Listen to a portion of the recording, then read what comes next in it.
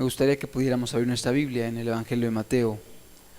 Mateo en el capítulo 9, en el versículo 35. Mateo capítulo 9, verso 35. Es Jesús durante su ministerio. Dice la Biblia: recorría Jesús todas las ciudades y aldeas, enseñando en las sinagogas de ellos y predicando el evangelio del reino, y sanando toda enfermedad y toda dolencia en el pueblo. Y al ver las multitudes, tuvo compasión de ellas, porque estaban desamparadas y dispersas como ovejas que no tienen pastor. Entonces dijo a sus discípulos: a la verdad, la mies es mucha, mas los obreros pocos. Rogad pues al Señor de la mies que envíe obreros a su mies. A la verdad, la mies es mucha, mas los obreros pocos. Rogad pues al Señor de la mies que envíe obreros a su mies. Vamos a orar y vamos a pedirle a Dios que Él nos hable hoy. Padre, en el nombre de Jesús, sabemos que tú estás hoy aquí presente y queremos rogarte, Señor, que sea tu Espíritu Santo el que nos hable. Queremos suplicarte que tu palabra pueda producir el efecto, Señor, que tú anhelas en el corazón de cada uno de los presentes. En el nombre de Jesús. Amén. Este pasaje nos habla acerca de un momento en el cual Jesucristo estaba llevando a cabo su ministerio aquí en la tierra, y el corazón con el cual Él miraba a las multitudes que estaban a su alrededor. Dice la Biblia que Él veía a las multitudes y tenía compasión de ellas, porque las veía como ovejas que no tenían pastor. Y en este contexto Él cita esta parábola que dice: a la verdad la mies es mucha, mas los obreros pocos. Rogad pues al Señor de la mies que envíe obreros a su mies. Rogad pues al Señor de la mies que envíe obreros a su mies. Aquí podemos ver varias verdades a través de este pasaje. En primer lugar, observamos el corazón de Jesús. Es un corazón que está compasivo, sensible, muy sensible a la necesidad de las personas. En una ocasión escuchaba o leía la anécdota de un hombre llamado Carlos Wesley, hermano de Juan Wesley, allí en el siglo XVIII con el avivamiento de los metodistas. Y dice que en una ocasión estaba observando el cielo, un atardecer, y en una ocasión empezó a ver como dos aves volaban. Centró sus ojos en ellas, se dio cuenta que era un gavilán que estaba persiguiendo a un gorrión. El gavilán era mucho más grande, obviamente, mucho más fuerte, y lo perseguía para devorarlo. Y el gorrión volaba de un lado para otro haciendo movimientos bruscos para poder librarse de su depredador. Y Carlos Wesley observaba esta escena sin perder el más mínimo detalle de lo que estaba aconteciendo.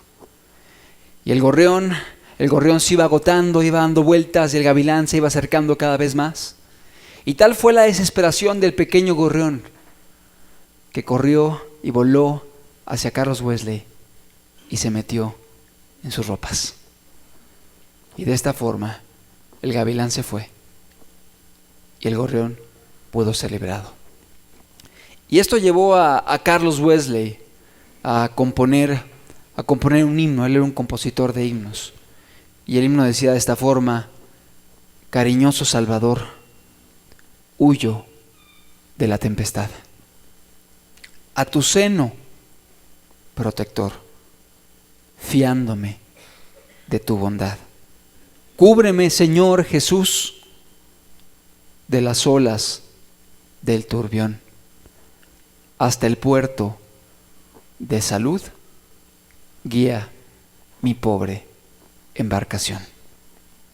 Un himno hermoso que habla acerca de la protección de Jesús a aquellos que en Él confían, de la protección de Jesús a aquellos que a Él corren.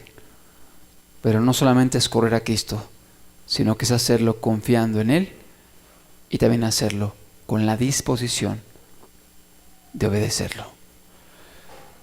Y aquí vemos en este pasaje cómo Jesús veía a las ovejas desamparadas, sin pastor.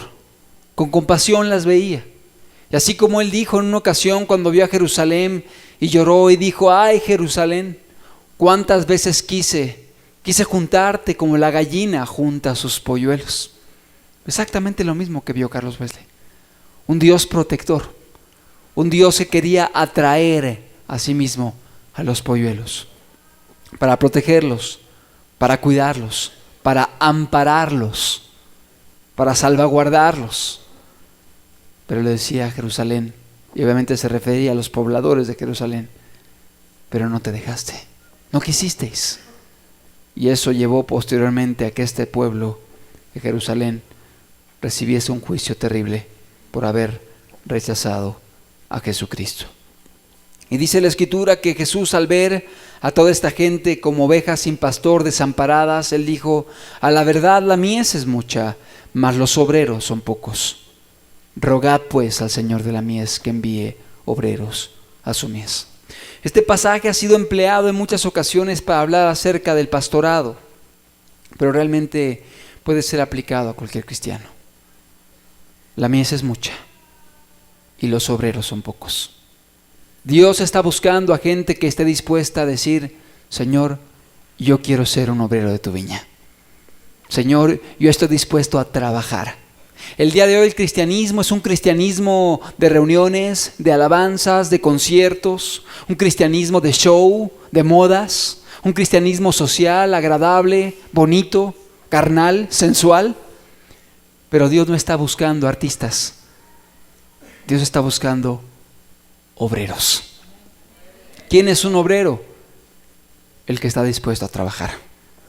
¿Quién es un obrero? El que está dispuesto a sudar, a entregarse, a consumirse, a invertir el tiempo, las fuerzas y a obedecer a su amo en todo aquello que Él le pida. Dios está buscando obreros.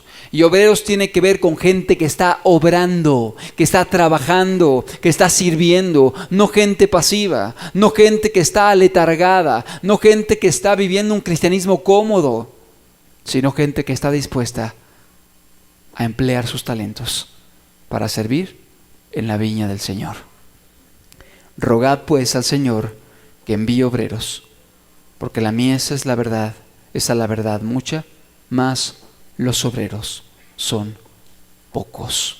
A pesar de que el cristianismo el día de hoy es la religión más numerosa, nominalmente hablando, o sea, en cuanto a nombre de cristiano en el mundo, por encima del budismo, por encima del hinduismo, aún por encima del islam, es la religión más numerosa nominalmente hablando. O sea, muchos se dicen cristianos, pero en la realidad yo creo que son pocos los cristianos en el mundo, proporcionalmente con los que se dicen cristianos.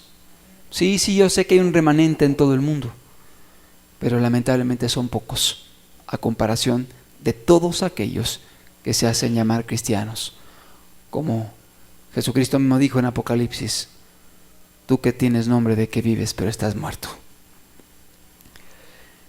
La mies es mucha, los obreros son pocos. Mucha necesidad a donde quiera que uno voltee a ver. En nuestro país, en nuestra ciudad, en los diferentes estados. Y cuando uno comienza a ver más allá de nuestro horizonte y empieza a conocer de la necesidad que hay en otros continentes, en otros países, en otros hemisferios de la tierra, como hace 15 días escuchábamos aquí de un hermano que estuvo trabajando con los ruandeses allá en África, un país que ha sido devastado por el odio, la amargura entre tribus, pero solamente es un botón de muestra, Ruanda. La necesidad es mucha en muchos lugares. Hay numerosos países que el día de hoy están gimiendo por gente que esté dispuesta a ir para trabajar para su Señor. ¿Cuánta gente el día de hoy está muriendo? ¿Cuánta gente el día de hoy está padeciendo? Porque no conoce lo que tú has conocido. En una ocasión, un hombre que fue llevado a la muerte por haber sido un delincuente, por haber vivido de una manera impía, lejos de toda justicia, y fue condenado a la horca, fue condenado a la pena de muerte. En el momento que era transportado para ser sacrificado, iba por ahí un religioso hablándole de las cuestiones básicas de la Biblia. Y le hablaba acerca de la importancia de convertirse, de la importancia de arrepentirse para ir al cielo, y le hablaba del infierno. Y comenzó a hablarle de cuestiones elementales y básicas, teóricamente para preparar el corazón de este hombre que iba a ser sacrificado, que iba a ser condenado a la muerte. Y cuando este hombre, Carlos Peace, que escuchó, o sea, el que iba a ser sacrificado, escuchó al religioso, le dijo: si eso es verdad, lo que usted me está diciendo, si eso es cierto, que hay un cielo y que hay un infierno, si es verdad lo que usted me está diciendo del Dios, de la Biblia, y de la eternidad, y del cielo, y de la condenación, y del infierno de fuego, dice,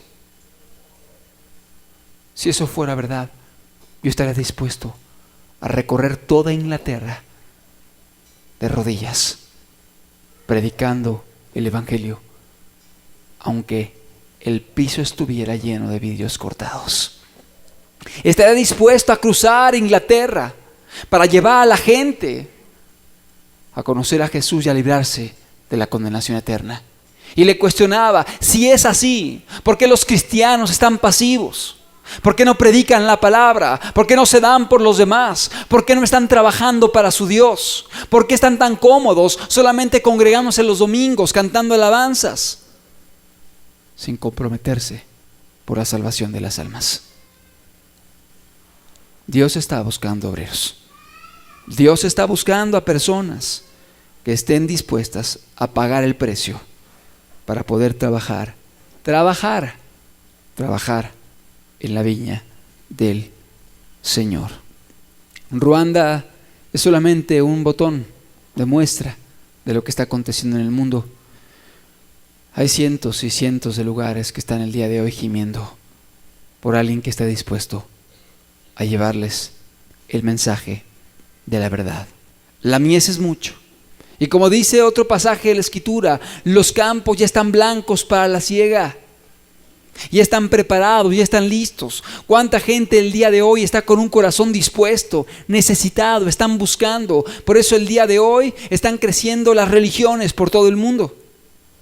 Hace algunas décadas, y aún más de un siglo, 2 siglos atrás, los filósofos científicos decían que con el racionalismo el concepto de Dios y la creencia de Dios iba a desaparecer. Que con el racionalismo, es decir, la razón, la ciencia, las leyes, lo comprobable, etcétera, iba a llevar al hombre a dejar de creer en Dios. Pero ¿qué ha pasado? Que el racionalismo no respondió a las necesidades del ser humano. Y los siglos han corrido. Y el día de hoy hay más religiones. Y más religiones. Porque el ser humano está en la búsqueda. En la búsqueda de la razón por la cual está aquí. Y el propósito por el cual se le ha concedido pisar este planeta y vivir. Dios, el concepto de Dios, es un concepto intrínseco, innato en el ser humano. Mucha gente el día de hoy está buscando respuestas y soluciones. Mucha gente el día de hoy está buscando el camino, la solución para sus problemas.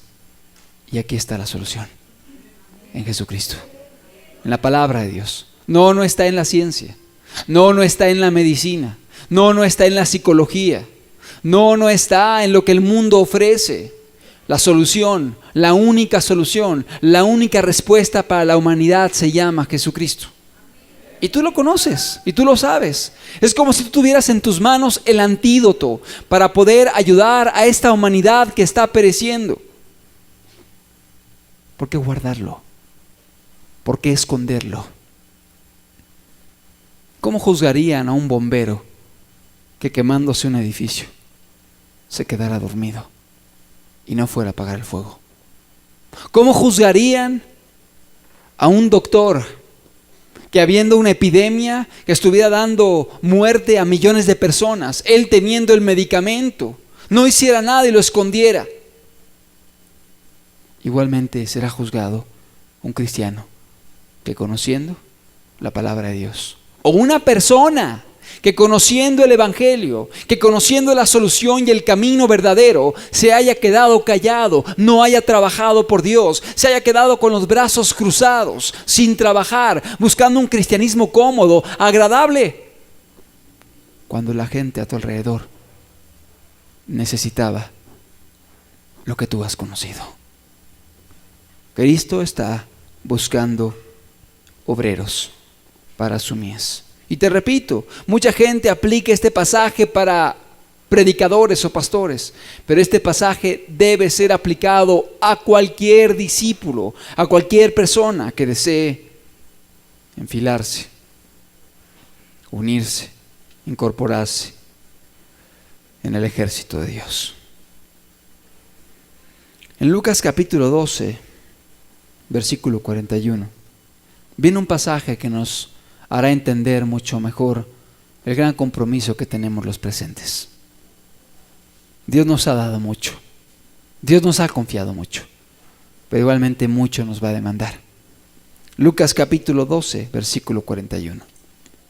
Dice la Escritura: entonces Pedro le dijo: Señor, ¿dices esta parábola a nosotros o también a todos? Y dijo el Señor: ¿quién es el mayordomo fiel y prudente, al cual su Señor pondrá sobre su casa, para que a tiempo les dé su ración? Versículo 43. Bienaventurado aquel siervo al cual cuando venga su Señor le haya haciendo así. En verdad os digo que le pondrá sobre todos sus bienes. Está hablando Jesucristo y está hablando acerca de la responsabilidad que tienen aquellos que han conocido la palabra de Dios. Y nos pone como mayordomos. ¿Qué significa el término mayordomo? Un mayordomo es una persona que está como responsable de los bienes de alguien más.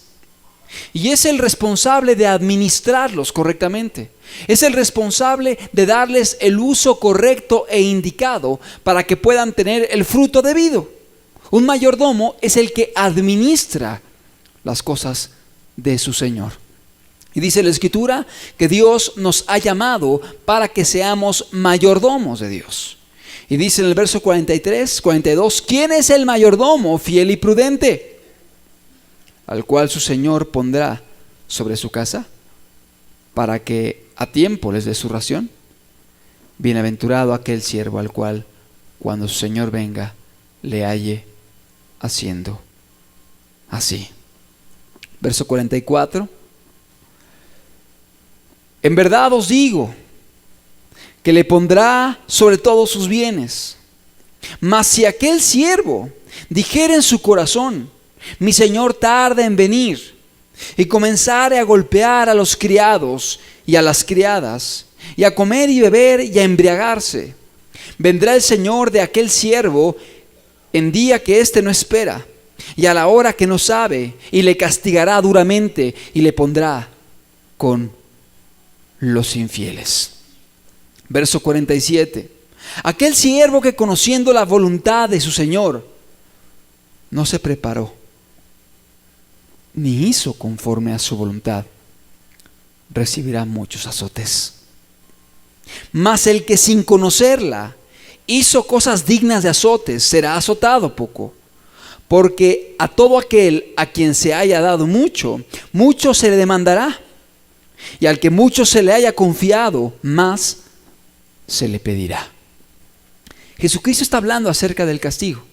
Y está hablando del castigo de ser mayordomos irresponsables, mayordomos negligentes, mayordomos perezosos, mayordomos que no ejercieron con cuidado, con seriedad, con fidelidad la administración de los bienes que Dios nos ha dado.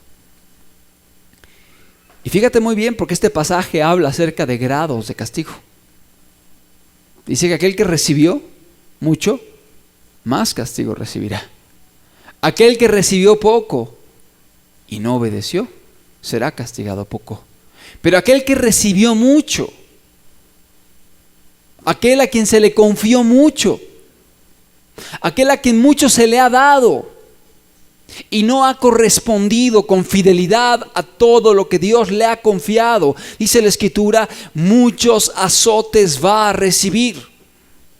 Y tú puedes leer en la Biblia que habla de grados de condenación eterna, porque en el día del juicio será peor tu condenación, porque tuviste los milagros de Dios, porque tuviste las sanidades. Le decía Dios a los pueblos que escuchaban, a Jesús a los pueblos que escuchaban cuando Él predicaba. Porque si en Tiro y en Sidón se hubieran hecho los milagros que en ti se hicieron tiempo atrás, que se hubieran arrepentido, por lo cual en el día del juicio será más tolerable su castigo que el tuyo. ¿Qué estaba diciendo Jesús? Que el que más ha recibido, más responsable es delante de Dios. Aún en el libro de Judas, en Pedro, la carta del apóstol Pedro, la epístola, podemos ver cómo habla de grados de condenación para aquellos que han recibido más de parte de Dios. ¿Por qué digo esto? Porque Dios nos ha permitido conocer su palabra, su evangelio. El día de hoy vivimos tiempos en los cuales hay gran apostasía. La gente predica evangelios diferentes, evangelios leudados, evangelios torcidos y contaminados, evangelios de proceso, evangelios de acepta a Cristo, evangelios donde dice no se puede dejar de pecar, evangelios de predestinación absoluta que lleva a la gente a creer que viviendo como el diablo va a ser salva porque fue predestinada por Dios. Pero tú has conocido el evangelio de Cristo, la palabra sencilla de Jesús, la palabra del arrepentimiento, de la fe, de la consagración, del tomar la cruz, de seguir a Cristo, del negarte a ti mismo. A ti Dios te va a pedir más que a otros que jamás han escuchado la verdad. Tú eres más responsable ante Dios. Y mucha gente dice es que no me quiero comprometer porque voy a ser más responsable ante Dios. El hecho de que hayas venido, que hayas escuchado la palabra, que hayas entendido el evangelio, te hace responsable ante los ojos de Dios. Y Dios te va a pedir cuentas en el día del juicio final. ¿Qué hiciste con lo que yo te hablé? ¿Qué hiciste con aquello que yo te transmití? Yo te permití conocer mi palabra, mi ley. Yo te permití conocer las verdades que podían transformar a muchas vidas. ¿Qué hiciste con eso? ¿Qué frutos me traes? ¿Qué frutos me traes? ¿Cómo ejerciste tu mayordomía? Aquel siervo que conociendo la voluntad de su Señor no se preparó ni hizo conforme a su voluntad, recibirá muchos azotes. Porque a todo aquel a quien se haya dado mucho, mucho se le demandará.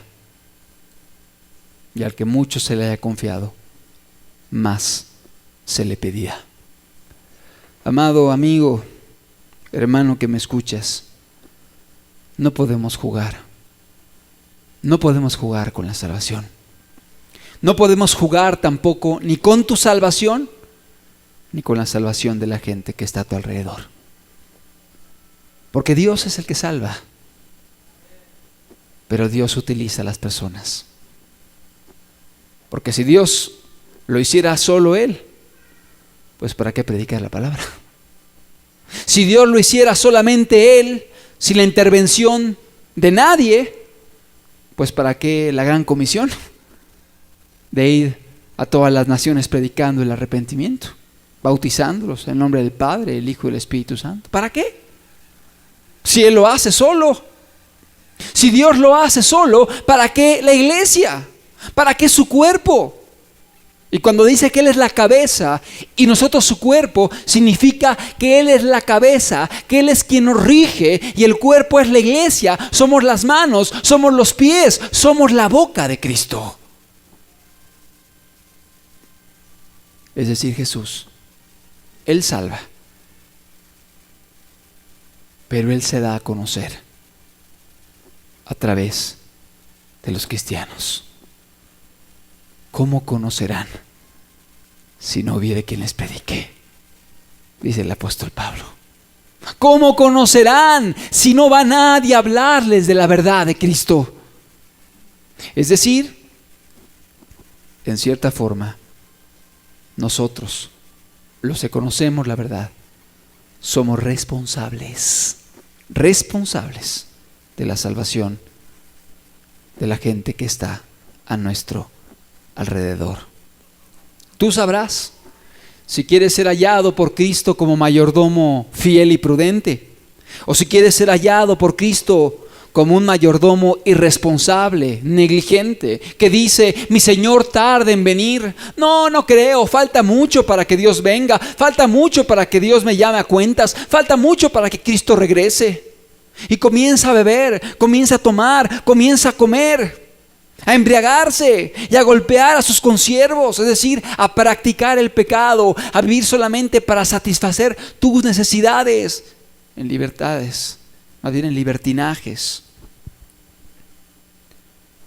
Dice la Biblia: vendrá el Señor de aquel siervo en el día que éste no espera y a la hora que no sabe, y lo castigará duramente y lo pondrá con los infieles. ¿Qué significa lo pondrá con los infieles? No significa que le va a decir: bueno, no predicaste, pero de todos modos entra al cielo, entra al gozo de tu Señor. No, el decir le pondrá con los infieles significa le pondrá a la izquierda, le pondrá con los cabritos, le pondrá con los rebeldes, le pondrá con aquellos que habrán de escuchar la voz de Cristo que dirá: apartaos de mí, malditos, al fuego eterno. Pondrá su parte con los infieles. Esta debe ser una solemne advertencia para cada uno de los presentes. Qué enorme responsabilidad tenemos. Qué enorme responsabilidad tienes. Obviamente, para poder servir a Dios, tienes que empezar tú mismo poniendo tu vida en orden. Tienes que empezar por ti mismo. Y de ahí Dios podrá utilizarte para que a través de ti otros puedan conocer la verdad. Pues hay un orden para predicar la palabra. Primero es vivirla y luego es predicarla. Primero es experimentar la gracia y luego es dar de gracia lo que de gracia he recibido. Porque ¿cómo puedo dar lo que no conozco? ¿Cómo puedo transmitir lo que no he recibido? ¿Cómo puedo yo compartir lo que no he recibido y no conozco y no he experimentado? Solamente aquellos que han conocido la verdad en carne propia pueden ser instrumentos útiles para poder manifestar y transmitir la verdad de Dios. Mateo capítulo 21, versículo 28. Mateo 21, 28 nos habla acerca de dos actitudes, otra parábola más.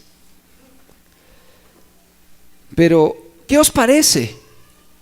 Un hombre tenía 2 hijos.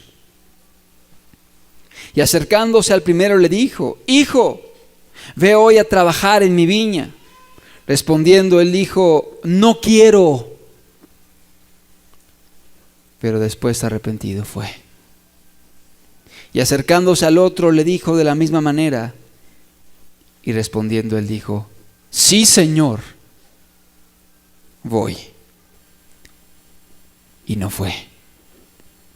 ¿Cuál de los dos hizo la voluntad de su Padre? Dijeron ellos, el primero. Jesús les dijo, de cierto os digo, que los publicanos y las rameras van delante de vosotros al reino de Dios. Era una reprensión a los judíos religiosos que conocían la verdad, que conocían la palabra de Dios, que conocían la ley, que conocían las escrituras y no estaban sirviendo a Dios, no estaban predicando la palabra, no estaban haciendo la voluntad del Padre. Y Él pone esta parábola donde habla de dos hijos de un señor, de un hombre, que simboliza a Dios. Y simboliza dos tipos de hijos. Los hijos de Dios, que son obedientes, y aquellos que se rebelan a Dios y obviamente que se pierden eternamente. ¿Quiénes son aquellos que se rebelan? Y habla acerca de una actitud un poco religiosa o hipócrita que dice, hijo, ve a hacer esto. Y él dice, sí lo voy a hacer. Pero no lo hizo. No lo hizo. Se comprometió. Prometió que iba a trabajar para Dios, prometió que iba a servir a Cristo, prometió que iba a caminar con Dios haciendo su voluntad, sirviéndole a Él con sus talentos, con sus dones, pero no lo hizo. Se olvidó lo que había hablado, se olvidó lo que había prometido, se olvidó del compromiso que había hecho con Dios. El otro, dice la Escritura, que cuando escuchó el llamado del Padre dijo, no voy a ir. Se rehusó, se negó. Pero después arrepentido fue a hacerlo. ¿De quién habla? De todas aquellas personas que un día caminaron en rebeldía a Dios, pero que un día entendieron la verdad, entendieron su condición, entendieron cuánto ofendieron al Padre. Y se pusieron a cuentas, abandonaron sus pecados para empezar a caminar en obediencia, sirviendo a su Padre, haciendo su voluntad, obedeciéndolo. Arrepentido, fue e hizo lo que su Padre le había pedido. Fue e hizo lo que su Padre le había pedido. Hubo un hombre llamado Carlos Finney, tú has oído hablar de él. Este hombre fue una persona que predicó la palabra de Dios, un evangelista. Esta persona, Carlos Finney, en el año de 1821, en octubre, se encontraba sentado en cierta oficina. Él acababa de llegar a esa hora, muy de mañana, y estaba solo. Había estudiado leyes, era abogado. Cuando el Señor empezó a tratar con él y le hizo la siguiente pregunta: Finney, ¿qué harás al terminar tu curso de estudios? Él respondió: me estableceré de abogado en algún lugar. Y Dios le dijo: ¿y más tarde? Me retiraré de mis actividades. Y Dios le preguntó: ¿y después? ¿Moriré? Y Dios le dijo: ¿y más allá de la muerte? Finney comenzó a temblar y en su mente vino el concepto: el juicio.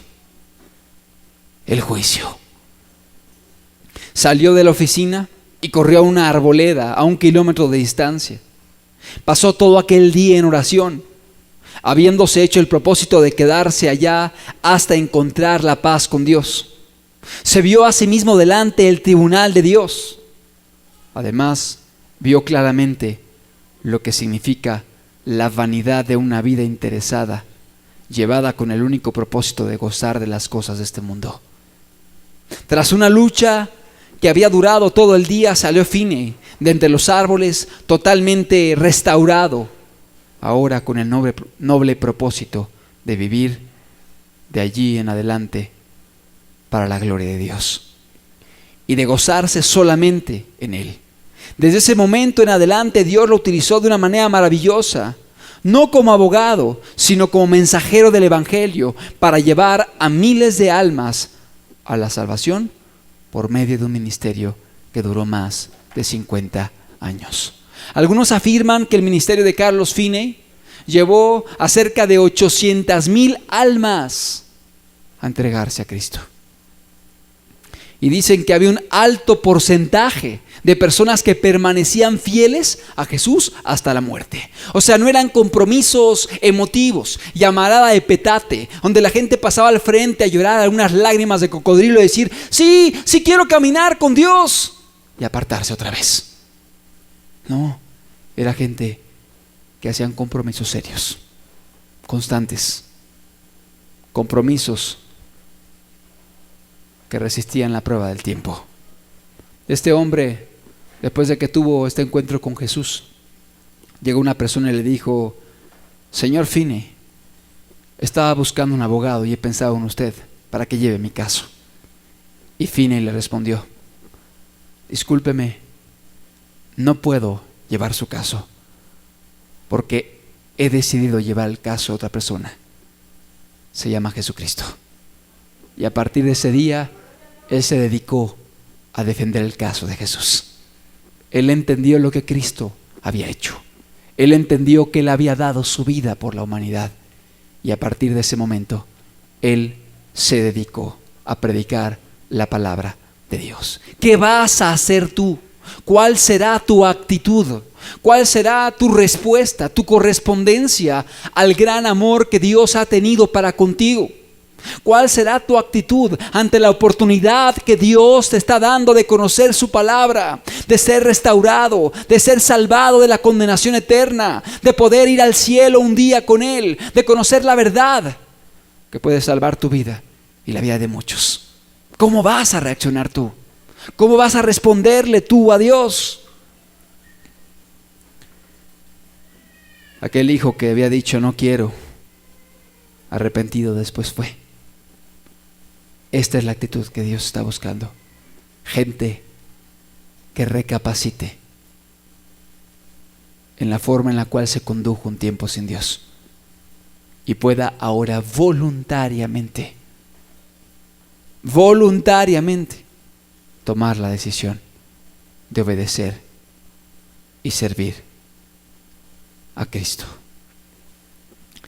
Los miembros de una iglesia, entrando en la sala de reunión, notaron extrañados que el pastor de la misma iglesia había colocado en el reloj de aquel lugar las siguientes palabras: 83 a cada minuto. Ahí estaba el reloj, visible para todos. Y de un lado del reloj, el pastor había puesto una leyenda: 83 cada minuto. Unos cuantos de los hermanos al final de la reunión le rogaron que por favor quitase la pequeña leyenda, porque dijeron que les hacía sufrir. Ellos habían comprendido bien lo que su pastor les había procurado enseñar tantas veces inútilmente, que cada tic-tac del reloj de la sala, 83 pecadores pasaban a la eternidad, sin que semejante hecho les despertase a ellos un testimonio eficiente en favor de la salvación de otros. Cada segundo, cada minuto estaba llevando a cientos de personas al infierno. ¿Sabías tú que cada segundo aproximadamente 4 personas mueren? Cada segundo 4 personas pasan a la eternidad. 4, 8, 12, 16, 20, 24, 28, 32, y la gente va muriendo, y van muriendo, y van muriendo, y la gran mayoría de ellos no están preparados para partir a la eternidad. Y tú conoces la verdad, y tú conoces el camino, la salvación, y tú mismo estás expuesto a ser uno de ellos si no has tomado un compromiso serio con Dios. Dios te está llamando Dios te está buscando. Y no solamente te está buscando para salvarte a ti, sino que desea que tú mismo puedas ser un instrumento, una atalaya, para que otros le puedan conocer a Él. ¿Cuál será tu actitud? ¿La actitud de aquel hijo que dijo, sí, voy a ir, y luego no lo hizo?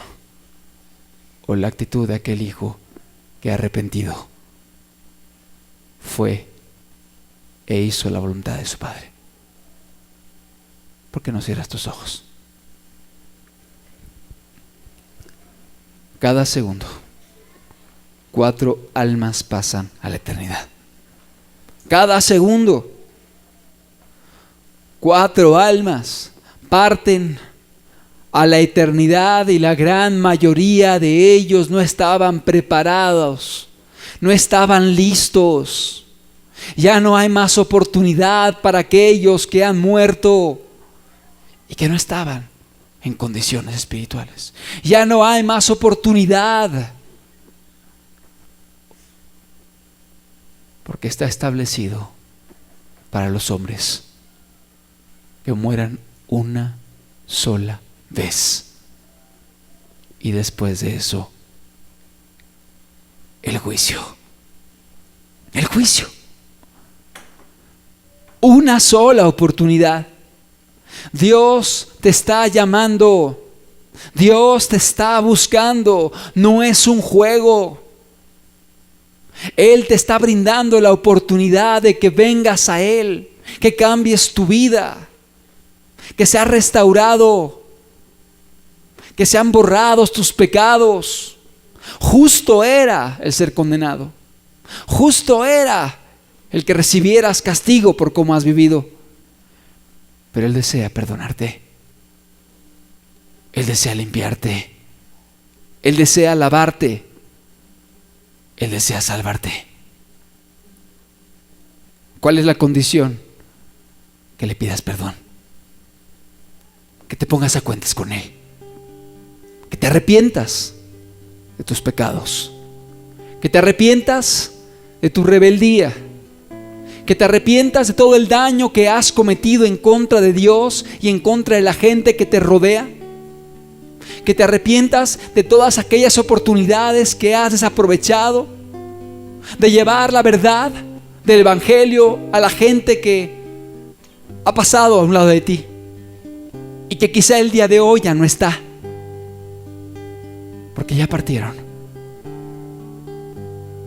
y no tuviste el valor, la sensibilidad y el amor de transmitirles lo que tú conocías que podía haber cambiado sus vidas. Yo estaría dispuesto a recorrer toda Inglaterra de rodillas, aunque hubiera vidrios por todos lados, con tal de librar a las almas de la condenación eterna. Esto lo dijo Charles Peace, este hombre que iba rumbo a la muerte al escuchar las verdades del Evangelio. ¿Cuántos oirán hoy la voz de Dios y le dirán: Señor, aquí estoy, dispuesto estoy, Señor, para hacer tu voluntad? Aquí estoy, Señor, aquí está mi vida, ayúdame, úsame, capacítame, para que Él pueda utilizarte. Para que Él pueda utilizarte, tiene que empezar moldeando tu corazón, moldeando tu carácter, puliéndote, para que tu vida sea un testimonio y un vaso de honra. ¿Cuántos querrán hoy decir a Dios: yo quiero servirte, Jesús? Yo quiero ser obrero de tu viña.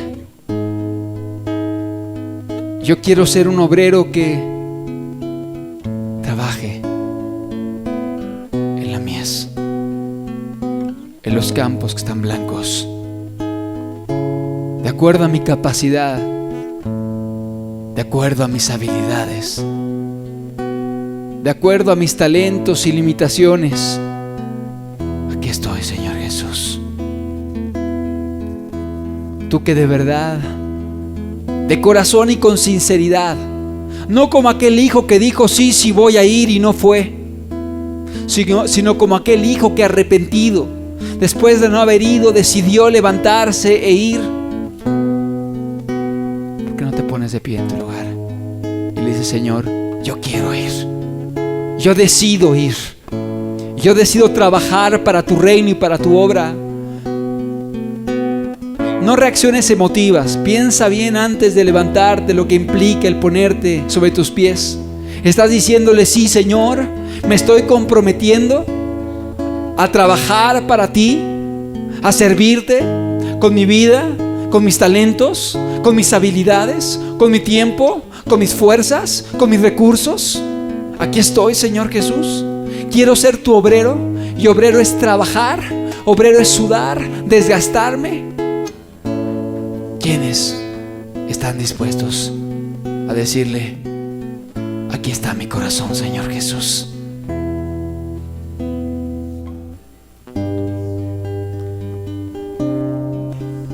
Es un llamado de Dios para con tu vida. Es un llamado de Dios, y es un llamado del Señor de la mies, que está reclutando obreros para su reino. Dispuesto está mi corazón a ti, Señor. Dispuesto está para hacer tu voluntad. No hay nada que impida el servirte, pues nada poseo en realidad. Agradecido está mi corazón a ti, agradecido siempre, siempre estará. Toda mi vida sería aún muy poco darte a ti, pues demasiado has hecho tú por mí. Yo viviré sirviéndote, Señor. Yo viviré adorándote, Jesús. Yo viviré eternamente agradecido hasta el día que vengas tú por mí. Dispuesto está mi corazón a ti, Señor. Dispuesto está para hacer tu voluntad. No hay nada que impida el servirte, pues nada poseo en realidad. Agradecido está mi corazón a ti, agradecido siempre, siempre estará. Toda mi vida sería aún muy poco darte a ti, pues demasiado has hecho tú por mí. Yo viviré sirviéndote, Señor. Yo viviré adorándote, Jesús. Yo viviré eternamente agradecido hasta el día que vengas tú por mí. Yo viviré sirviéndote. Yo viviré sirviéndote, Señor. Yo viviré adorándote, Jesús. Yo viviré eternamente agradecido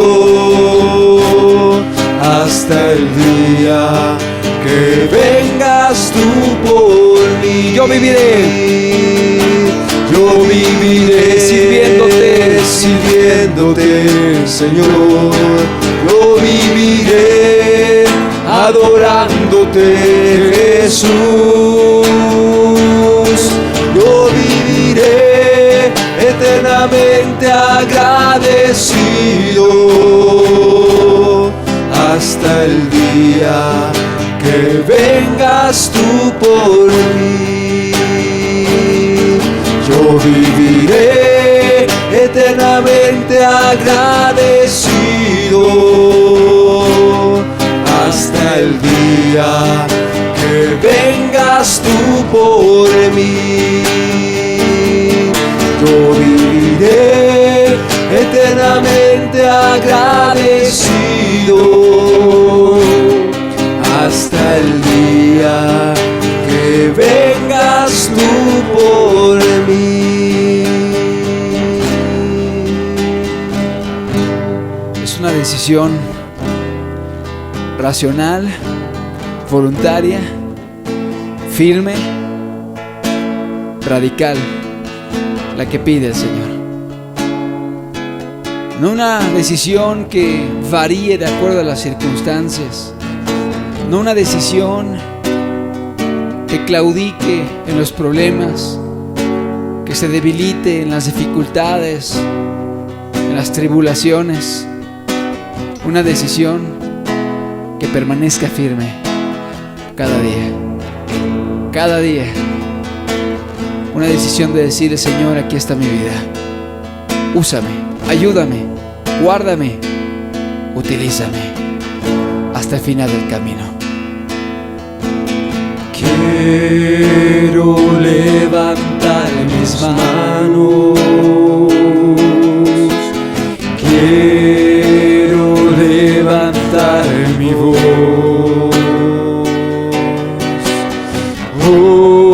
ofreciendo a ti mi vida en santidad y amor. Padre, solo a ti te ofrezco mi vida y mi corazón,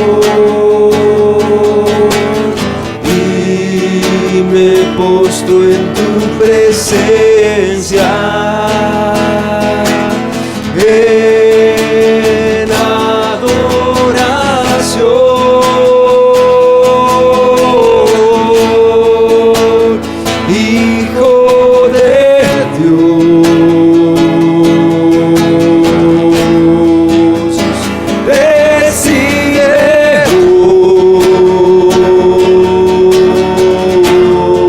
hoy toda la gloria, la honra y honor,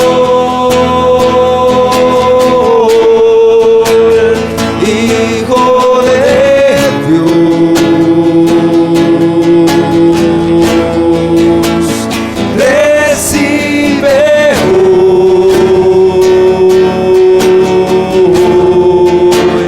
toda la gloria, la honra y honor.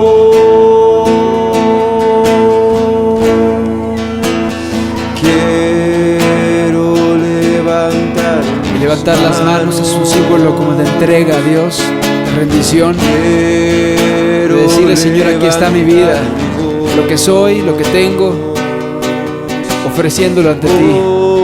Ofreciendo a ti mi vida en santidad y amor.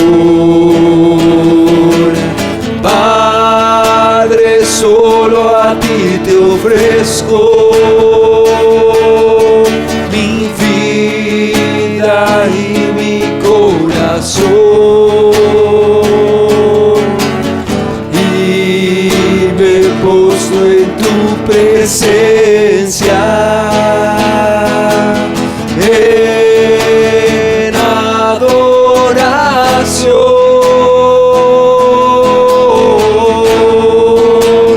Hijo de Dios, recibe hoy toda la gloria, la honra y honor,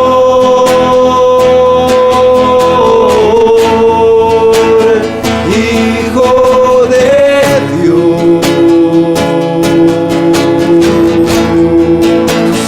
recibe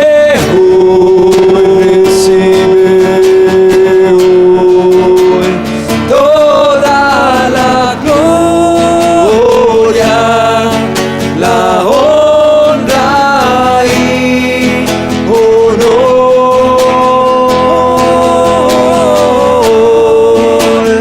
Hijo de Dios, Hijo de Dios, recibe hoy toda la gloria, la honra y honor,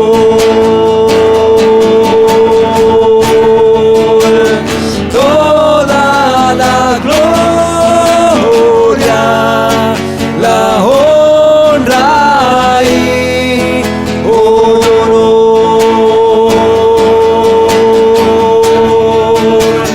toda la gloria, la honra y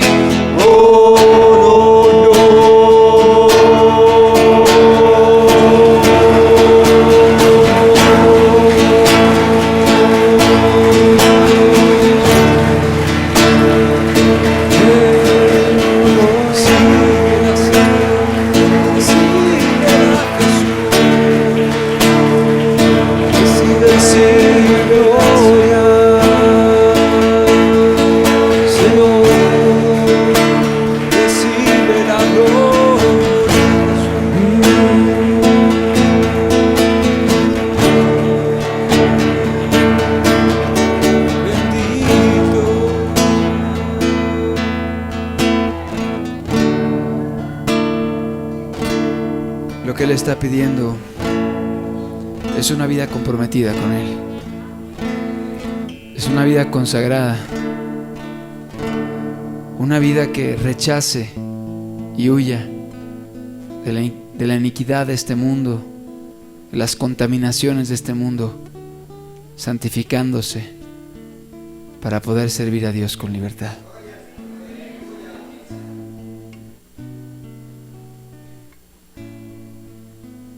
Obreros,